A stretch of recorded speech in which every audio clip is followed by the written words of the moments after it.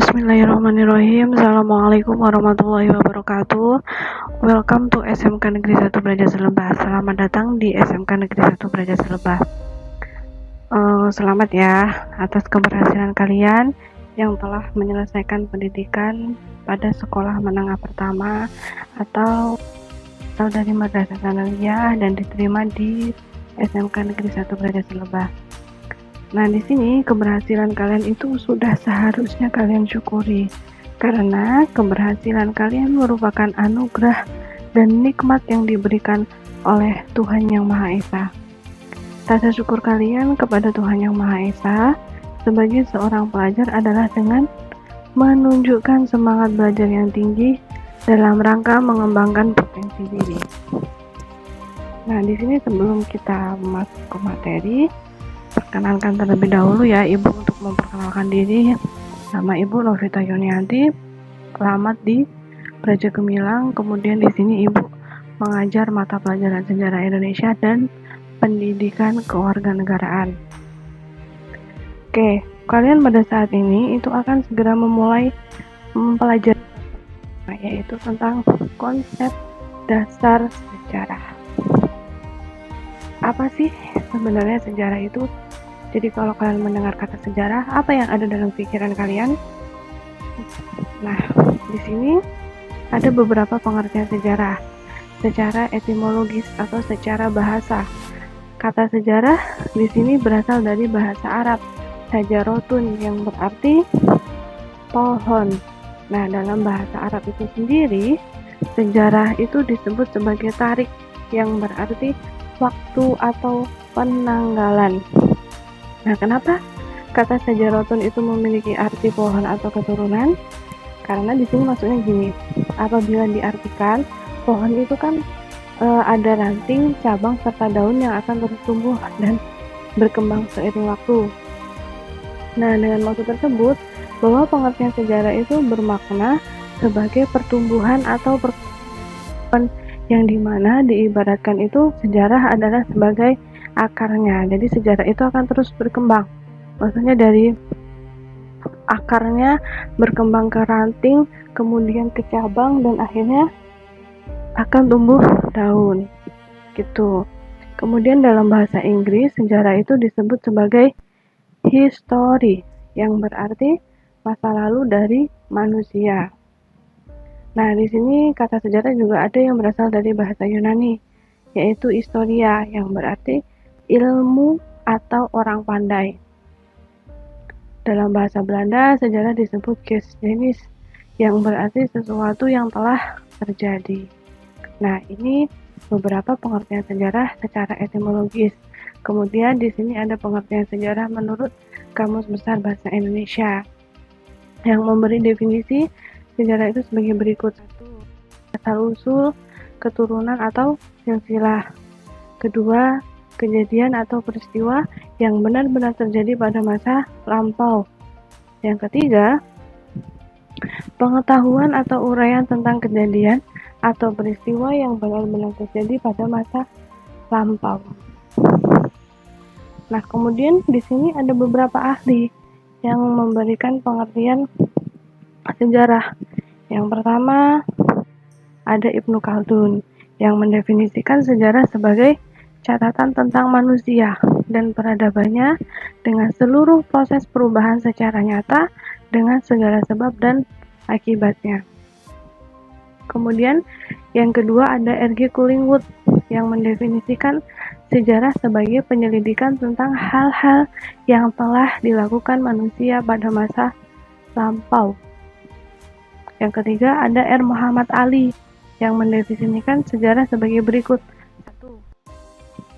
Sejarah itu adalah keseluruhan perubahan, kejadian, peristiwa, dan kenyataan yang memang benar-benar terjadi di sekitar kita. Yang kedua, cerita tentang perubahan-perubahan itu sendiri. Yang ketiga, ilmu yang menyelidiki tentang perubahan-perubahan, peristiwa, dan kejadian yang benar-benar terjadi pada masa lampau. Jadi ini ada 3 pengertian sejarah menurut para tokoh. Nah, dari pengertian-pengertian tersebut dapat kita simpulkan bahwa sejarah itu adalah ilmu pengetahuan yang mempelajari berbagai peristiwa atau kejadian penting yang terjadi dalam kehidupan sehari-hari manusia pada masa lampau. Jadi intinya sejarah itu adalah ilmu yang mempelajari peristiwa atau kejadian yang telah terjadi pada masa lampau dalam kehidupan sehari-hari manusia. Kemudian di sini ada konsep manusia, ruang, dan waktu dalam sejarah. Tadi kan kita sudah membaca ya, maksudnya sudah mengerti definisi-definisi tentang sejarah. Nah, di sini dalam sejarah itu terdapat 3 unsur penting, yaitu adanya manusia, ruang, dan waktu. Yang pertama, dalam semua peristiwa sejarah, manusia itu adalah sebagai pelakunya atau aktornya yang menentukan suatu peristiwa sejarah. Jadi manusia itu pelaku utama dari sejarah. Nah, di sini peran manusia itu sangat menentukan dalam setiap peristiwa, sehingga setiap kajian tentang peristiwa akan selalu melibatkan manusia di dalamnya. Jadi di sini diartikan sehingga mempelajari sejarah juga kita mempelajari sejarah manusia. Jadi kalau ada pertanyaan duluan manakah sejarah atau manusia? Jawabannya duluan manusia. Karena manusia ini yang menciptakan sejarah. Jadi sejarah itu ada karena adanya manusia. Nah, kemudian yang kedua ada ruang. Di sini sejarah yang kita jadikan pengetahuan atau sebagai bahan kajian adalah sejarah manusia ya. Kemudian peristiwa ataupun kejadian dari masa lalu selalu berlangsung dalam batasan ruang atau waktu tertentu. Jadi setiap peristiwa itu selalu berhubungan dengan ruang atau tempat di mana terjadinya peristiwa itu, yang dimana ruang itu dijadikan sebagai acuan untuk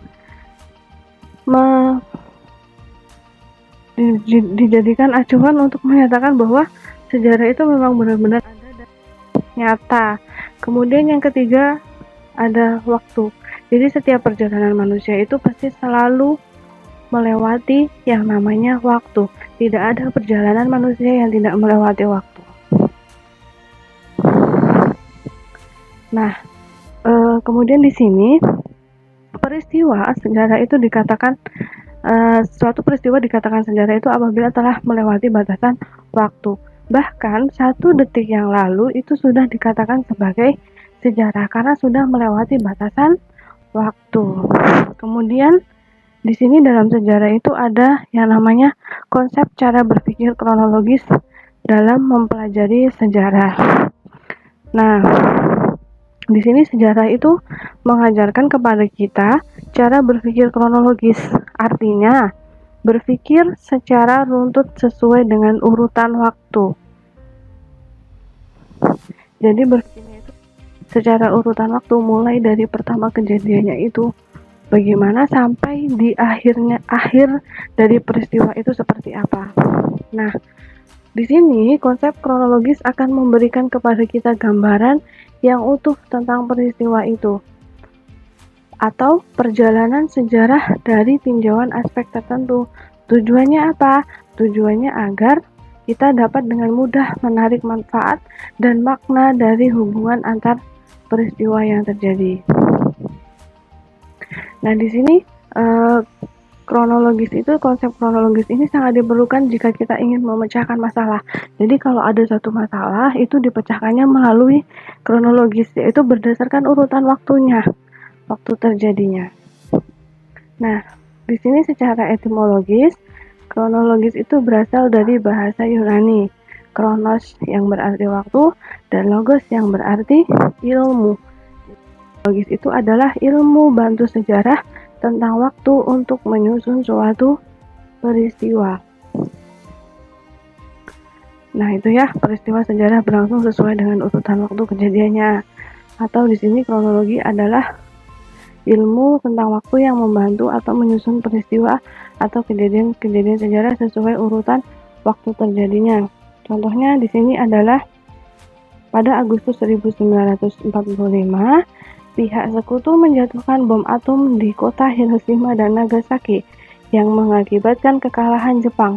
Nah, pada tahun yang sama, bangsa Indonesia memproklamasikan diri, jadi diurutkan waktu terjadinya begitu. Contohnya ketika Jepang masuk ke Indonesia, kemudian berjalannya waktu sampai Jepang itu akhirnya kalah dari Indonesia, dan di tahun yang sama dan di waktu yang sama, di bulan yang sama, Indonesia memproklamasikan diri. Nah, yang kedua ada cara berpikir diakronik dalam mempelajari sejarah. Di sini secara etimologi atau secara bahasa, diakronik itu berasal dari bahasa Yunani, yaitu dia dan kronos. Dia yang berarti mempunyai, melampaui, atau melalui. Dan kronos yang berarti waktu. Jadi di sini bisa dikatakan diakronik itu adalah sesuatu yang melintas, melalui, dan melampaui tersebut adalah peristiwa atau kejadian. Jadi kejadian atau peristiwa itu telah dilewati, dilalui, kemudian dilintasi. Nah, jika dikaitkan sejarah, sesuatu yang melampaui tersebut adalah peristiwa atau kejadian. Nah, contohnya di sini adalah Perang Diponegoro berlangsung pada tahun 1825 sampai 1830. Dan yang kedua itu penjajahan Jepang di Indonesia yang berlangsung pada tahun 1942 sampai 1945, atau dikatakan gini. Diakronik itu bisa dikatakan sebagai meluas dalam waktu, menyempit dalam ruang. Nah, di sini kan waktunya luas dari 1942 sampai 1945, sedangkan ruangnya hanya sebatas ini, penjajahan Jepang di Indonesia. Itu yang dimaksud dengan diakronik. Kemudian selanjutnya ada cara berpikir sinkronik dalam mempelajari sejarah. Apa sih sebenarnya? Nah, di sini kata sinkronik itu berasal dari bahasa Yunani, yaitu sin yang berarti dengan dan kronos yang berarti waktu. Nah, di sini dalam Kamus Besar Bahasa Indonesia, sinkronik diartikan sebagai sesuatu yang berlangsung dengan peristiwa yang terjadi pada suatu masa. Nah, kajian sejarah secara sinkronik itu artinya mempelajari peristiwa sejarah dengan segala aspeknya pada masa atau waktu tertentu dengan lebih mendalam, atau dengan kata lain itu kalau sinkronik meluas dalam ruang, terbatas dalam waktu. Nah, lebih lengkapnya dapat dijelaskan bahwa konsep sinkronik dalam sejarah adalah cara mempelajari atau mengkaji pola-pola gejala dan karakter dari sebuah peristiwa sejarah pada masa tertentu. Jadi dapat dikatakan di sini sinkronik itu adalah sejarah adalah kajian yang lebih menitik beratkan pada penelitian gejala-gejala yang meluas dari sebuah peristiwa, tetapi dengan waktu yang terbatas nih. Jadi meluas dalam ruang, terbatas dalam waktu. Contohnya gini, ketika kita ingin menyusun satu peristiwa sejarah, kita ambil contoh kita ingin menyusun judul sejarah tentang perekonomian bangsa Indonesia pada zaman Jepang. Nah, ini yang harus kita lakukan yaitu hanya meneliti gejala atau fenomena gimana perkembangan ekonomi yang ada di Indonesia pada masa lalu, bukan meluas ke negara-negara yang lain. Fokusnya hanya di perekonomian Indonesia, tidak boleh melebar kemana-mana gitu. Dan di sini dalam sejarah itu ada yang namanya konsep perubahan dan keberlanjutan dalam sejarah. Di sini sejarah itu bukanlah sekedar catatan penting dari peristiwa-peristiwa yang telah terjadi dalam kehidupan manusia di dunia. Nah, catatan-catatan peristiwa masa lalu tersebut itu menunjukkan yang namanya perubahan dan keberlanjutan dalam sejarah manusia. Di sini dalam konteks sejarah, perubahan itu adalah transformasi peristiwa atau kejadian. Perubahan atau transformasi peristiwa atau kejadian. Perubahan itu dapat terjadi secara cepat atau lambat. Contohnya gini, perubahan itu adalah yang terjadi secara cepat itu adalah peristiwa pengeboman kota Hiroshima dan Nagasaki tanggal 6 dan 9 Agustus 1945, yang dimana kejadian tersebut itu membuat Jepang menyerah tanpa syarat kepada sekutu. Jadi itu perubahan. Yang tadinya Jepang ingin menguasai Indonesia, kemudian ternyata Jepang dijatuhi bom atom oleh tentara sekutu. Nah, kemudian mengakibatkan Jepang itu menyerah tanpa syarat kepada sekutu. Oke, itu untuk perubahan. Nah, kemudian untuk keberlanjutan adalah